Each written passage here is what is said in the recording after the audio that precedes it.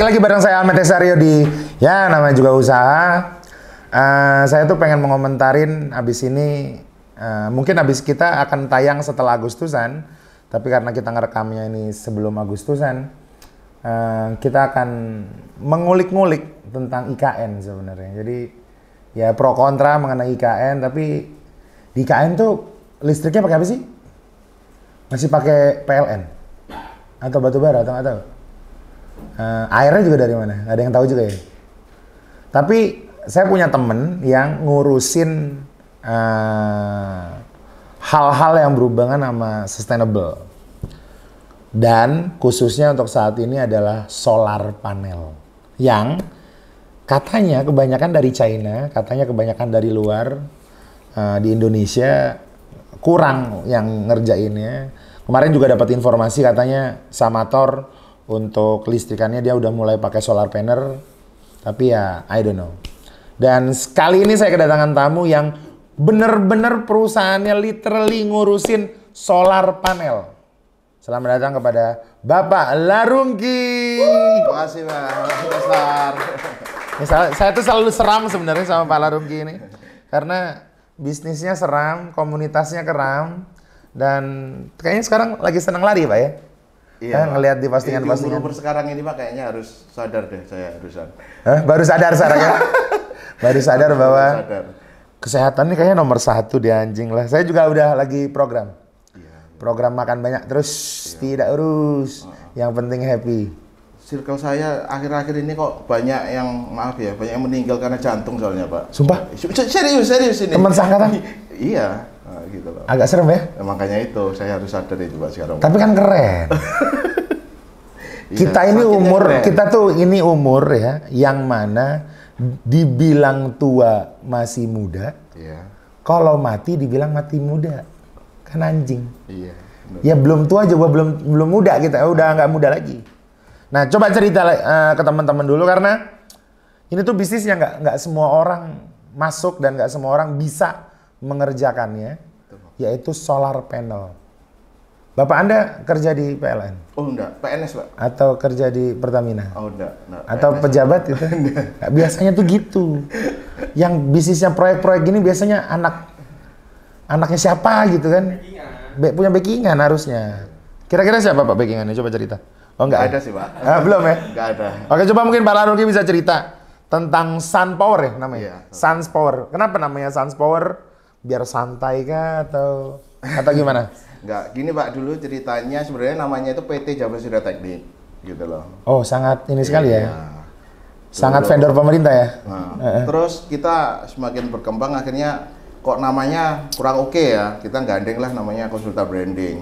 Ya temannya Bapak juga. Oh iya? Ya gitu. Oh sempat pakai konsultan branding, Iya, baik. akhirnya keluarlah nama itu, Suns Power. Loh, kok bisa Suns Power? Ya sebenarnya mau pakai Sun itu ejaannya Inggris gitu kan. Oh. Jadi ganti aja supaya kelihatan Indonesia Suns Power. Oh itu dari matahari sebenarnya. Betul. Iya. Itu sih asal-usulnya. Agak simpel ya. Dibawa sampai ke sekarang, terus ngelihat perkembangannya kayak gini, oke lah sebetulnya ini dibikin produknya aja. Jadi branding untuk produknya. Tapi emang pertama kali itu produknya solar panel? Oh, produknya betul Pak, solar panel pertama. Karena pertama kita itu jualin produknya, boleh sebut merek? Boleh, nggak apa-apa, nggak ada masalah. Pertama kali kita jualin produknya Sub Elektronik Indonesia Pak. Berarti distributor? Betul. Oke. Pertama agent sih, pertama agent. Jadi Sub itu pertama kali ngeluarin panel surya di Indonesia itu cuma Sub. Dari kapan ini bisnisnya? 2009-2008 itu. Oh, berarti sudah berapa belas? Udah 13 tahun berarti. Betul. Terus ngadain sayembara, Sub Elektronik Indonesia itu ngadain sayembara desain solar cell yang bisa terbaik gitu. Desain rangkaiannya. Dan kebetulan bukan saya Pak, om saya yang menang itu. Om saya tetap yang menang ada omnya. Oke, lanjut. Iya, om saya menang itu. Ngelihat saya kerjanya, dulu saya masih kuliah sambil cari duit di kafe Pak, ngeband aja. Kayak gitu. Oh ngeband? Betul. Apa? Gitar? Iya gitar Pak. Wih banyak musisi loh sebenarnya di sini Ki. Kita ini Pak. 2 tahun Pak saya muter-muter kafe akhirnya. Serius? Serius. Oh, oke. Terus? Terus tawarin om saya, udah ikut aja yuk jualan. Apa ini jual apa? Panel surya. kayak apa ini ya ikut aja. Tapi lama-lama saya belajar, oh gini ya cara ngitungnya panel surya itu kebutuhannya seperti ini, desainnya seperti ini, jalanlah sampai sekarang akhirnya. Tapi kan sebenarnya kalau untuk orang beralih dari yang ambillah pompa air ataupun listrik ataupun apapun yang pakai solar panel, kan tujuannya menghemat energi. Betul. Emang hemat? Atau jangan, maksudnya gini, solar panel kan kesannya mahal, Pak. Betul. Jadi, apa yang Bapak tawarkan, apa yang Bapak omongkan ke teman-teman customer sehingga akhirnya mereka mau changing gitu?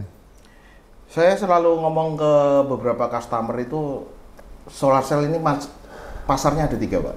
Okay. Pertama adalah market yang memang nggak ada pilihan lain. Oke, berarti memang karena infrastruktur di situ memang masih belum siap, finally dia harus pakai solar panel. Betul. Yang kedua adalah sadar go green dia. Waduh. Oke. Yang ketiga adalah prestige, Pak.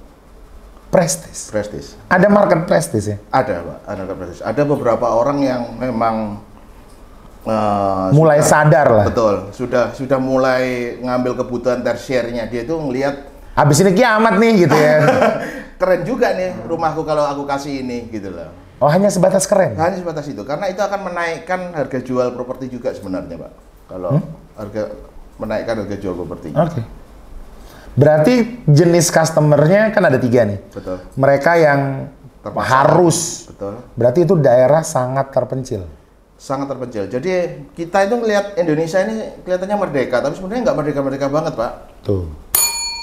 Pak Jokowi, kamu bilang itu kita merdeka. Enggak juga, Pak Jokowi. Makanya Pak, di sekelilingnya Bapak itu jangan orang-orang yang cuma pinter jilat. Ya Pak ya? Nah. Yang jilat aja masuk KPK barusan. Lanjut. Ternyata di Jawa itu pun masih ada loh teman-teman yang nggak ada listriknya dan nggak ada air kayak gitu. Jawa? Iya, di Jawa aja masih. Mana customer yang sebut aja daerahnya, misalkan? Kesusahan air di Gresik itu aja masih ada susah air. Gresik? Iya, masih ada susah air. Mereka korupsi nih kayaknya. Nah itu Pak, saya nggak tahu. Iya. Itu, Pak. Nggak tahu. Apakah memang Gresik itu cedek, Pak? Iya Pak, benar. Saya juga kaget. Saya itu kalau nggak mendalami di sini, saya juga akan tahu. Orang awam pasti nggak akan tahu. Ternyata juga masih ada orang yang kekurangan air. Kabel optik kali, kabel optik. Air. Jadi gini, karena BUMN ini masih dikelola pemerintah kan, mereka juga ngukur di daerah-daerah terpencil yang sekiranya butuh air, tapi dia dipertimbangkan. Kalau penduduknya banyak kabel, apa enggak? Betul. Narik kabel kira-kira worth it tidak? Di situ. Nah itulah salah satu alasan masih ada di Jawa ini tempat terpencil yang nggak kemasukan air dan nggak kemasukan listrik, Pak. Itu biasanya itu yang menghandle BUMD.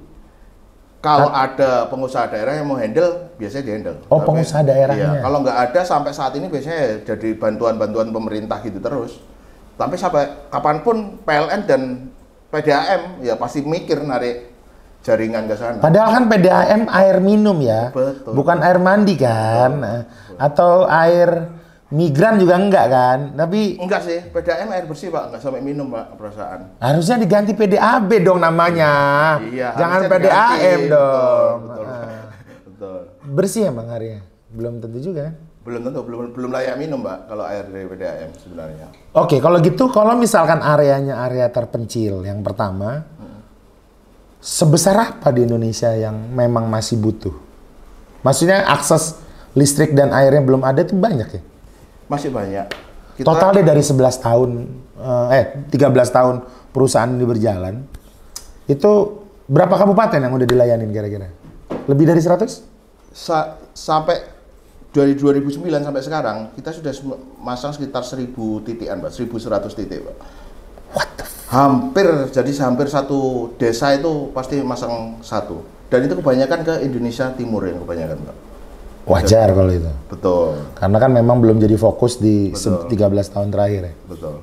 Nah, seberapa besar nilai pastinya kita belum hitung, tapi yang jelas Indonesia bagian timur hampir 90% itu susah akses akan. Dari solusi dong ini dong harusnya. Harusnya.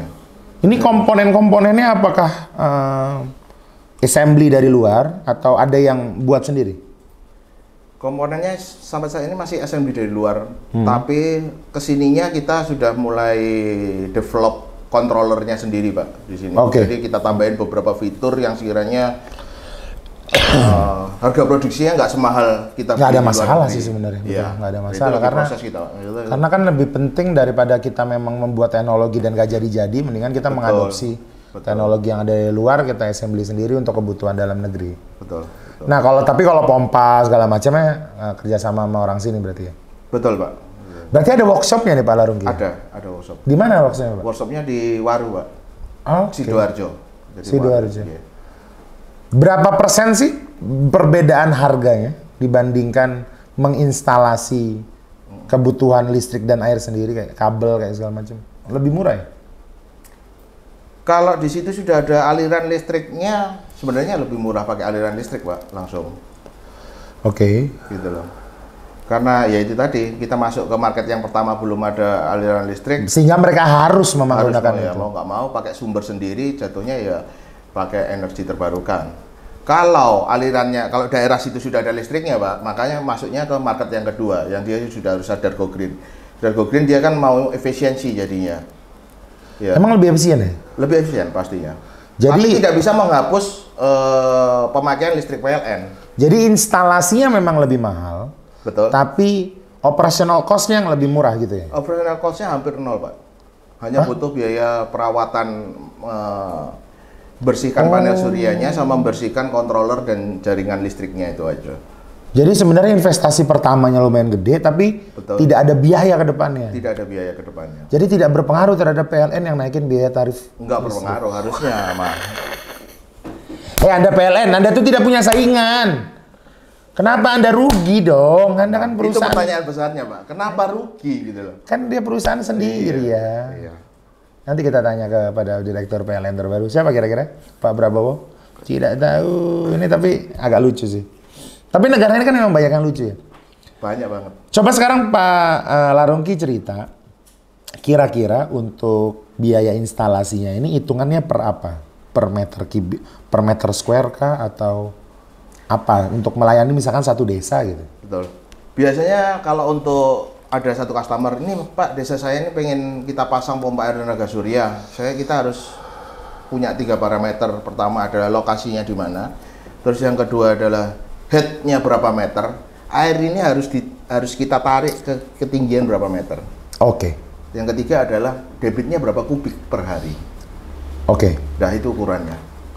Setelah ketemu itu semua, kita simulasikan, jadi tahu pompanya harus tipe apa dan panel suryanya jadinya berapa banyak. Baru ketemulah harganya. Tapi hitungannya per meter kubik, tapi nggak bisa ini juga ya, tergantung daerahnya ya? Tergantung daerah. Jadi meter kubik di daerah A dengan meter kubik di daerah B beda, karena itu tadi lokasi, radiasi matahari berbeda di titik A dan di titik B berbeda. Oh iya ya, tergantung juga lokasinya. Bogor berarti agak mahal ya? Karena hujan terus Bang. Betul, gitu. Kalau intensitas hujannya tinggi, otomatis kan sinar mataharinya agak susah. Biasanya kemungkinan kalau kita simulasikan ketemunya panel suryanya agak banyak nantinya. Humidity juga berpengaruh berarti? Humidity enggak sebenarnya berpengaruh. Oh enggak? Kenapa enggak termasuk? Jadi hanya sinarnya ya? Sinarnya mataharinya. Itu bisa menyimpan, misalkan nih, apakah perlu dicas dulu dia di atas selama seminggu baru bisa dipakai, atau memang udah bisa langsung nyerap energi? Bisa langsung nyerap energi, Pak. Bisa langsung dipakai malamnya atau seharian bisa tuh? Malamnya nggak bisa, jadi gini. Gimana sih itu? Berarti ada baterai untuk nyimpan daya dong? Boleh, sebenarnya boleh ada baterai untuk itu. Tapi kita nggak menyarankan. Jadi gini, teman-teman yang sering masang pompa air tenaga surya yang di situ sudah ada listrik PLN-nya, ya, mereka akan tanya, gimana Pak kalau pakai baterai aja? Jadi malamnya nggak pakai PLN sama sekali. Jangan, karena gini, baterai itu punya masa, punya masa expirednya ya. Paling lama itu 5 tahun lah, katakanlah. Nanti itu sudah baterai lithium. Artinya 5 tahun nanti kamu pasti ganti baterai lagi. Harus beli lagi dong. Itu nggak nol jadinya investasinya. Maka kita nyarankan nggak usah pakai baterai, Pak. Tetap aja kita hybrid dengan PLN. Malamnya pakai PLN, siangnya pakai betul sekali. Atau kalau mau kita meniadakan, sama sekali meniadakan PLN-nya, kita pompa air dari siang hari di tandon untuk kebutuhan malam hari, maka malam harinya mati aja nggak apa-apa. Toh di dalam kan masih ada tandon air kan. Orang-orang pengen menyembuhkan rematik mandi malam hari gimana bangsat? Ya nggak bisa dong.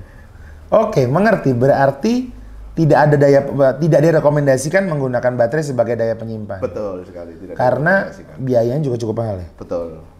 Tapi bisa sebenarnya. Jadi buat kalian yang habis beli mobil listrik, 5 tahun tuh Anda ganti baterai. Betul. Dan harga baterainya itu ya kalau kalian tahu hampir kayak harga mobil kalian beli itu, Pak. Iya, karena kan 30% fee-nya marketing. Iya. 70% biaya baterai anjing. 5 tahun hati-hati aja ya teman-teman yang sudah beli mobil listrik. 5 tahun hati-hati ya itu udah pasti udah. Tapi kan memang mereka menggaransi maksimum juga 5 tahun ya. Betul. Kebanyakan. Karena mereka juga sudah tahu 5 tahun itu sudah hampir 80% drop baterainya mereka itu sudah.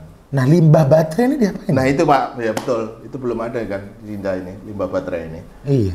Ini kan itu jadi ini banyak nih Ioniq, Tesla segala macam dibeli baru 2 tahun terakhir kan? Iya. Berarti kurang 3 tahun menuju ke akan banyak limbah baterai. Limbah baterai kan betul kemana-mana. Sekali. Dan itu B3 kan? Betul sekali, Pak. Oke, kita lanjutin ke segmen yang kedua. Tadi daerah terpencil yang katanya banyak, berarti Kementerian Desa Terpencil yang ngurus. Betul. Jadi beberapa proyek yang kita kerjain, Pak, banyak sekarang masih proyek pemerintah ya, dari PUPR, Dinas Pertanian, Kemendes, kemudian Desa Tertinggal. Itu LPSE maksudnya? Enggak juga. PL. LPSE ada, e-katalog ada, PL ada, pakai dana desa ada. Oke.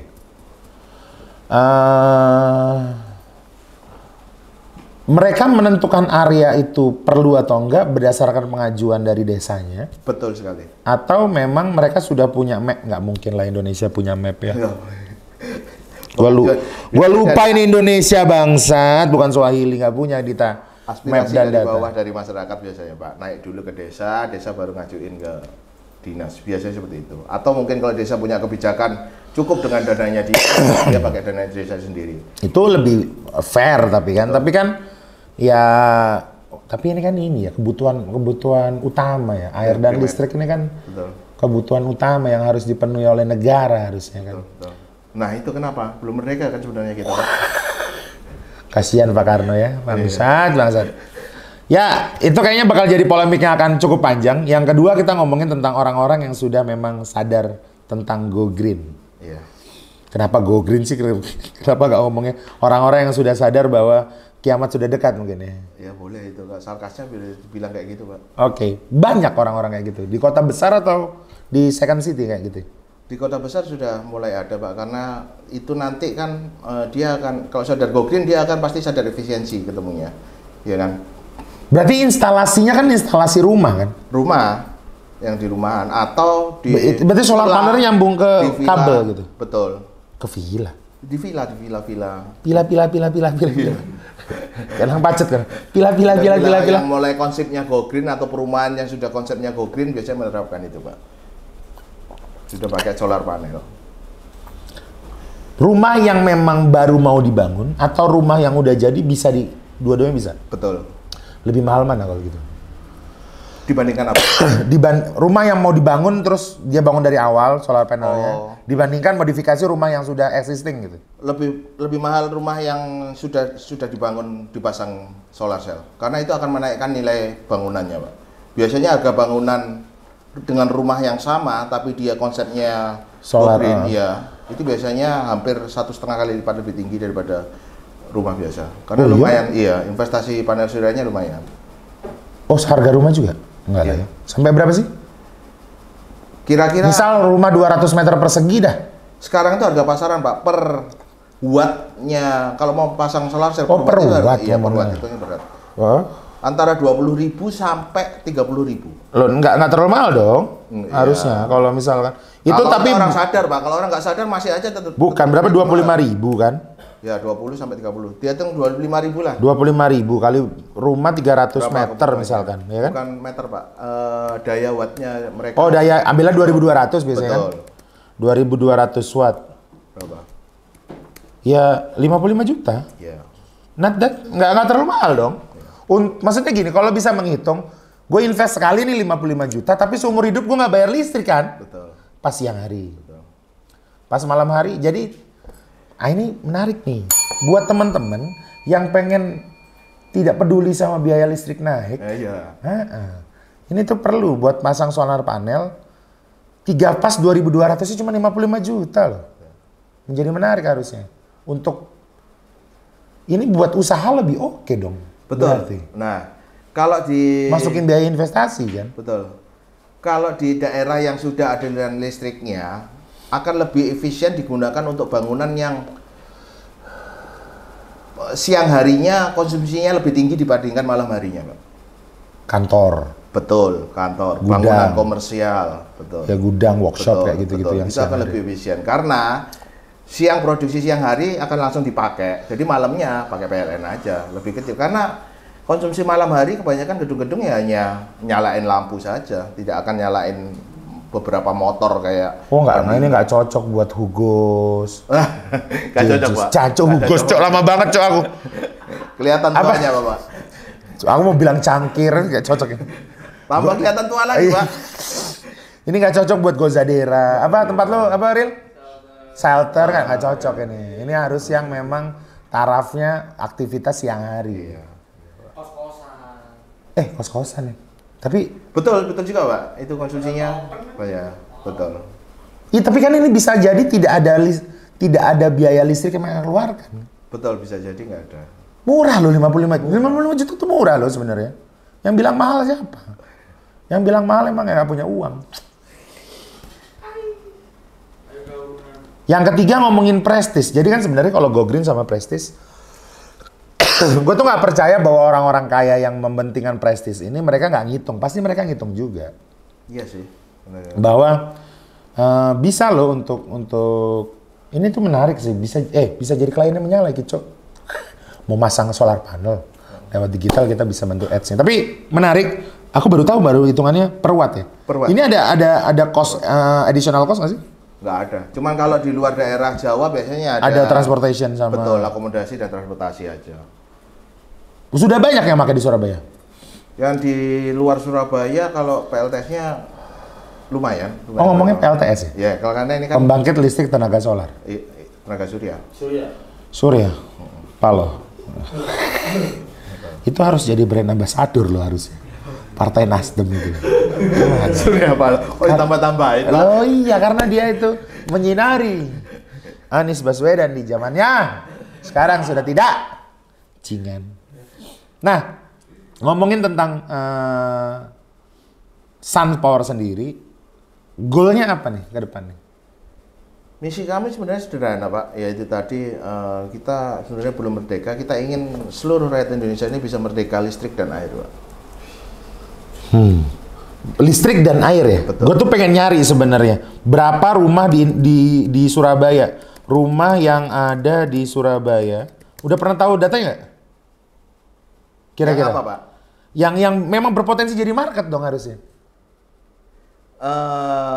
Potensi jadi market sebenarnya kalau yang sudah ada listrik PLN itu juga sebenarnya sudah potensi, Pak. 1 juta. Ini ada datanya nih. Di Surabaya itu ada 2.666.000 rumah. It's a huge big market loh. Ambillah dari 2 juta rumah ini ada 500.000-nya rumah yang middle up lah. Betul. Nah, itu lebih masuk perumahan yang middle up. Biasanya 2.200 ke atas yang middle up. Benar. 3.500, 5.000. AC3 lah ya? Ya, rumah AC3 lah ya? Betul, AC3. Minimal itu AC3. AC3. Konsumsi per bulannya sudah hampir 800, 1 juta, 1,5 kayak gitu. Rendah dong. Ya biasanya segitu. Rumah saya AC3? AC 1, 1 jutaan 2, pasti. 3, 4. 1,6 cuy. Ya betul, hampir sama kayak rumah saya juga, Pak. Berarti itu Anda masih pakai listrik, berarti ngapain? Ini agak kurang ini. Dia kan vendornya Sun Power tapi masih tapi pakai di kantor listrik. sudah pakai kita, Pak. Sudah pakai ya? Sudah pakai, Pak. Sudah. Makanya, tapi kan ini instalasi sekali doang kan? Sekali doang, Pak. Terus ada maintenance bulanan ya? Maintenance bulanan hanya untuk membersihkan panel suryanya sama Paling 500 ribuan ya. per bulan. Panelnya aja. Ya nggak sampai 5. 3 Di bawah bulan. 500 ribu, Pak. Nah tapi poinnya instalasi sekali, Betul. tapi untuk cost yang terreduksi seumur hidup kan. Betul, Pak. Bisa dipakai, tapi semuanya bisa dong kalau listrik. Bisa. Berarti kan pompa jalan, apa jalan, semua jalan kan. Iya, bisa. Cukup menarik sih, oke. Nah, sekarang ngomongin tentang Pak Laurungki sendiri.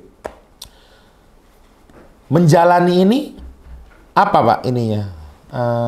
Halangan, obstacle, ataupun kira-kira suka dukanya menjalani bisnis yang ini kan menurut orang gampang, menurut orang enak marginnya oke. Kalau margin oke, karena kan ini bisnisnya nggak semua orang paham. Times 2? Ya? Kali 2 marginnya? Iya gitu lah Pak. Dinas Pajak. Kemarin Anda sudah ke teman saya yang di Jombang. Saya rajin kok Pak. Hah? Saya rajin kok Pak. Rajin ya? Iya rajin. Tuh, kita tuh rajin. Andanya jago. Ya wis lah, aku tidak mau menghina Dinas Pajak karena lucunya PAD Indonesia 2023 96% dari pajak. Betul Pak. Itu kemana? Mineral airnya kemana kok pajakin negara ini terus sama bea cukai? Oke, menjadi menarik. Coba cerita tentang Pak Laurungki karena nggak semua orang bisa masuk ke industri ini, nggak semua orang bisa melakukan bisnis ini dan duka sukanya seperti apa? Kira-kira pernah ditipu apa enggak? Kira-kira kenakalan apa yang pernah Anda lakukan? Banyak lah. Banyak lah juga pasti Pak. Di sini kalau di bisnis yang... Stop, tahan. Kita lanjut di segmen 2. Kita pengen tahu siapa Laurungki dan bagaimana bisnisnya dalam waktu 13 tahun sekarang akhirnya punya omset miliaran. Sampai ketemu lagi di selanjutnya. Thank you.